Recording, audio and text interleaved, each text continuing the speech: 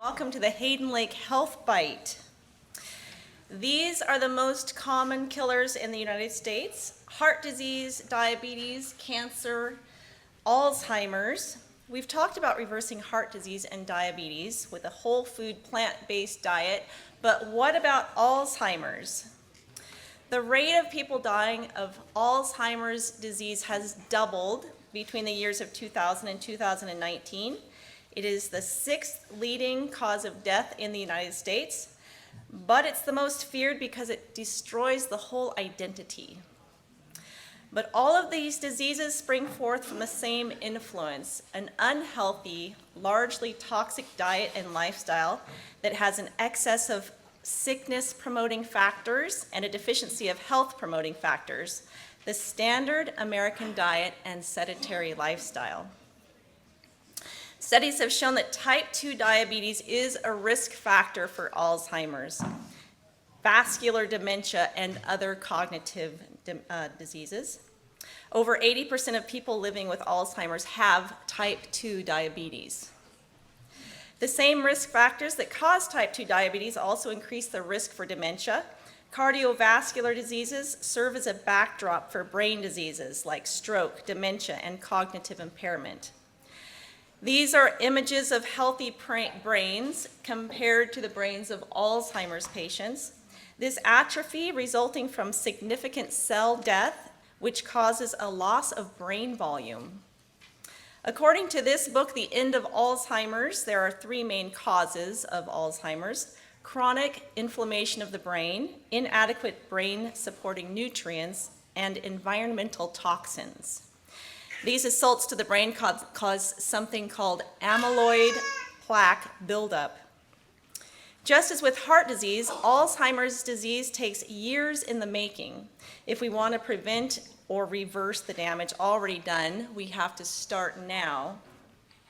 So what are some of the causes of brain inflammation?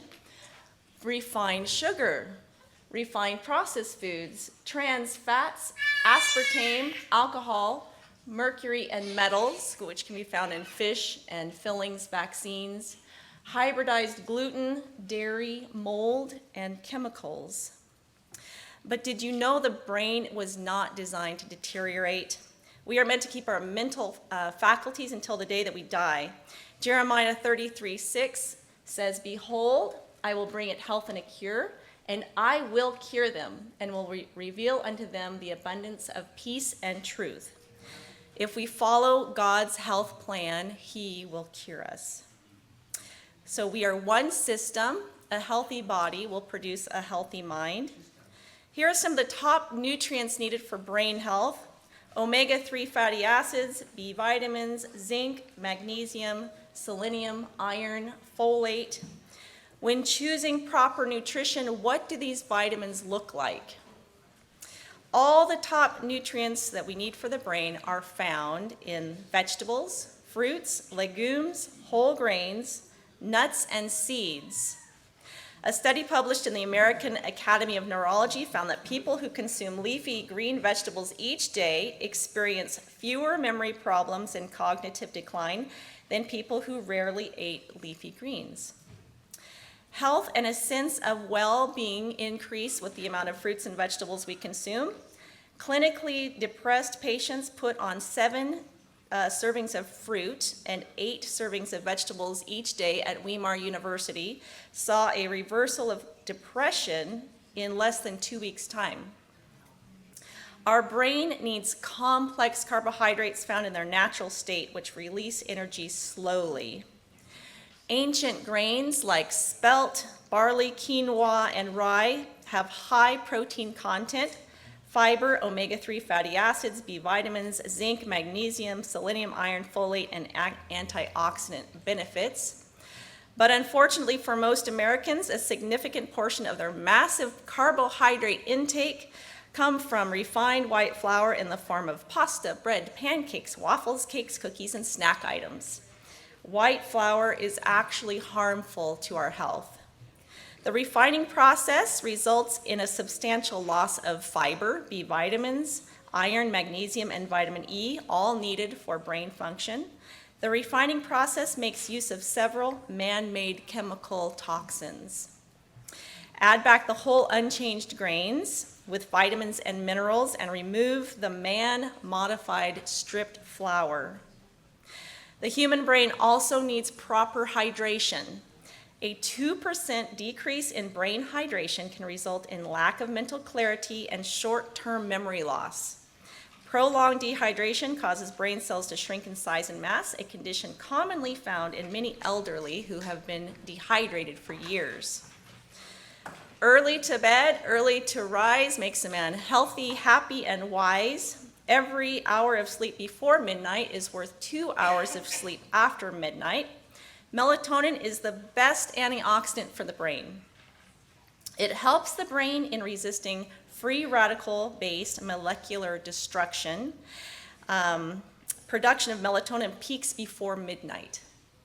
While your brain cells get a good scrubbing during sleep, the things you learn throughout the day also get organized and stored.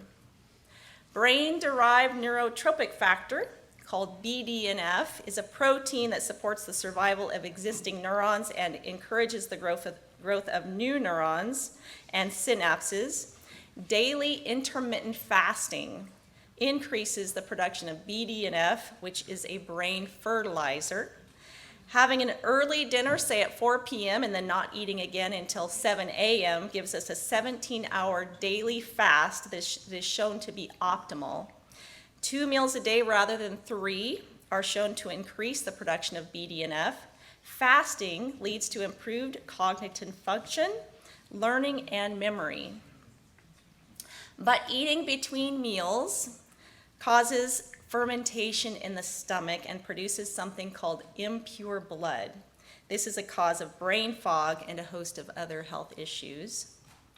Americans also have a problem with statins. These are the most prescribed drugs in the United States. They're cholesterol-lowering medications, but the FDA warns that people have developed memory loss and confusion while taking statins. And did you know the human brain is over 60% fat? The essential fatty acids, particularly the omega-3 fatty acids, are involved in the synthesis and functions of brain neurotransmitters. Good sources of healthy fat include olives, olive oil, avocados, coconuts, nuts, and seeds. The best sources of omega-3 include flax seeds, chia, pumpkin, walnuts, pine nuts, and pecans. But foods chemically altered by man will always bring death to the cell. Studies show that trans fats and refined oil is associated with memory loss and dementia. These artificial fats penetrate every cell in the body and can disrupt basic cell functions. Our brains rely on natural fat to create and maintain cell membranes. But trans fats cause cellular destruction, adversely affect memory, and increase inflammation in the brain. There's growing evidence for the role of trans fat in the development of Alzheimer's disease and cognitive decline with age. Trans fats can be found in many foods, including fried foods, donuts, baked goods, cakes, crusts, biscuits, frozen pizza, cookies, crackers, peanut butter, frosting, stick margarines, and other spreads. Sugar. Studies show that refined sugar is more addictive than cocaine. Sugar causes immediate changes in the brain's chemistry, a dopamine spike that is even more intense than a drug. Sugar is positively associated with dementia. Our bodies recognize sugar as poisonous and therefore rapidly activate multiple mechanisms to reduce its concentration in the blood and tissues. Our cells respond to the flood of glucose by increasing the production of insulin, and high levels of insulin in the blood are intimately associated with Alzheimer's disease. But God has natural sweeteners full of fiber and vitamins and minerals like dates, honey, real maple syrup, coconut sugar, applesauce. Fruit juices can be used as a sweetener also. What about caffeine? Here's a CT scan of someone drinking a cup of coffee before and after. Caffeine reduces blood flow to the brain by about 40% by blocking adenosine receptors, which regulate blood flow to the brain. In the book Patriarchs and Prophets, we read, "True temperance, teaches us to dispense of entirely with everything hurtful and to use judiciously that which is helpful. So how do we detox the brain and give it the support that it needs? We need to get proper sleep, hydration, eating cruciferous vegetables and nutrient-dense plant foods. We need to exercise and sweat out those toxins and stop the poisons from entering the body in the first place. The frontal lobe occupies 33% to 38% of our brain.